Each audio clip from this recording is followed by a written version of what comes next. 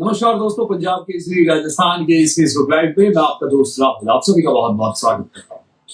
दोस्तों, आज इस लाइव की खास वजह है क्योंकि जिस तरीके से राजस्थान की राजनीति में सियासी उठापटक जो है वो चलती रहती है, आए दिन कुछ ना कुछ नया देखने को मिलता है। और अभी पिछले कुछ समय पहले विधानसभा और लोकसभा चुनाव भी हुए थे, तो उस समय पे दल बदलू और पाला बदलने वाले नेताओं का भी एक तांता सा लग गया था। तो उनकी क्या कुछ स्थिति है, उसको लेकर ही आज इस लाइव में हम चर्चा करेंगे। तो दोस्तों, साल 2023 के विधानसभा चुनाव और 2024 के लोकसभा चुनाव में कांग्रेस के कई दिग्गज नेताओं ने जो है अपना पाला बदल लिया। इन दिग्गजों के पाला बदलते ही कांग्रेस से बीजेपी में आने वाले नेताओं की लाइन भी लग गई। उस समय हमने देखा भी था, कोई दिग्गज नेता पाला छोड़ता, पाला बदलता या बीजेपी ज्वाइन करता तो उसके पीछे और भी कई छोटे भैया जो है लगातार जो है बीजेपी ज्वाइन कर रहे थे। लेकिन अब सत्ताधारी दल के नेताओं के सामने आपको बता दूं, जो सत्ताधारी पार्टी है यानी बीजेपी, उनके सामने इन्हें एडजस्ट करना एक बड़ी चुनौती बन गया है। क्योंकि उस वक्त बीजेपी के लिए जरूरी था जी हाँ, और इसलिए जो आ रहा सबका वेलकम। और अब उन्हें एडजस्ट करना बीजेपी के लिए एक बड़ी चुनौती बनती जा रही है। इसमें कई नेताओं को चुनाव में टिकट भी दिया गया, लेकिन हार हुई। अब निगाहें आयोग या बोर्ड में पदों पर है। इसे लेकर नेताओं को राजनीतिक नियुक्तियों का भी इंतजार इस वक्त बड़ी ही बेसब्री से है।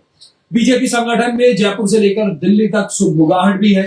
दरअसल भजनलाल सरकार बनने के 17 महीनों के बाद भी ये नेता जो है, जिन्होंने पाला बदल कर ये बीजेपी में शामिल हुए, ये सक्रिय भागीदारी जो है वो नहीं निभा रहे हैं। बीजेपी के ये नेता ना संगठन में इनके पास कोई जिम्मा है और ना ही पार्टी के अभियानों में इनकी सहभागिता देखी गई है।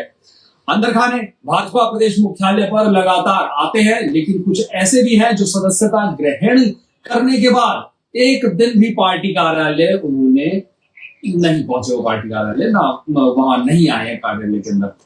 कांग्रेस से बगावत कर चुके ऐसे बीजेपी नेताओं की एक लंबी फहरिस्त है। और कांग्रेस से सांसद रह चुकी ज्योति मिर्धा को बीजेपी ने विधानसभा चुनाव भी लड़ाया और लोकसभा चुनाव भी लड़ाया, लेकिन दोनों बार उन्हें हार ही नसीब हुई।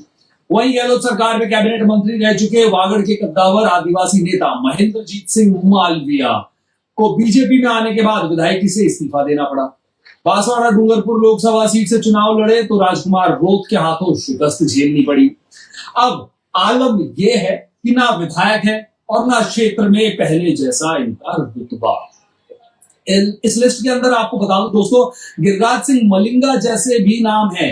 हालांकि कांग्रेस के पूर्व सदस्य दर्शन सिंह गुर्जर करौली से, खंडेला से सुभाष मील और कठुमर से रमेश खींची भी बीजेपी चुनाव चिन्ह पर चुनाव जीतकर विधानसभा पहुंचे हैं। अब इस कतार में कौन कौन से नेता हैं, इनको लेकर भी बात कर लेते हैं दोस्तों। दरअसल अलवर से 2 बार के पूर्व सांसद करण सिंह यादव इस कतार में है। राजस्थान के पूर्व कृषि मंत्री लालचंद कटारिया इस कतार में है।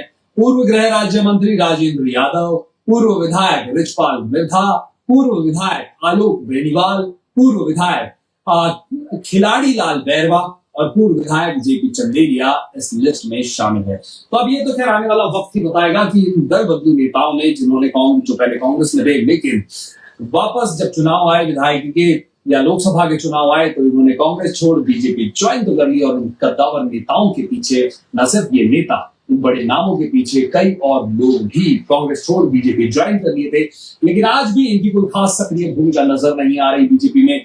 कई तो ऐसे हैं, जैसा मैंने कुछ देर पहले भी आपको बताया कि ज्वाइनिंग के बाद से आज तक बीजेपी कार्यालय में नजर ही नहीं आए। कुछ आते हैं तो ऐसे आते हैं कि मानो ना ही आना हो, आए गए, कब आते हैं कब जाते हैं पता ही नहीं चलता है। और ना ही इनकी मैदान पर ग्राउंड लेवल पर कोई सक्रिय भूमिका में नजर आ रहे हैं, ना ही इनके पास कोई पद है। तो अब आखिर इन नेताओं का क्या होगा? लगभग 17 नाम के आसपास 17 लोग माने जा रहे हैं जिन्होंने विधानसभा और लोकसभा चुनाव में कांग्रेस का पाला छोड़कर, कांग्रेस का दामन छोड़कर बीजेपी का दामन थाम लिया था। अब इन नेताओं का क्या होता है ये तो आने वाला वक्त ही बताएगा। उम्मीद है आने वाले वक्त में शायद इन्हें कुछ जिम्मेदारियां दे दी जाए और ये सक्रिय ढंग से राजस्थान की राजनीति में उतर सके।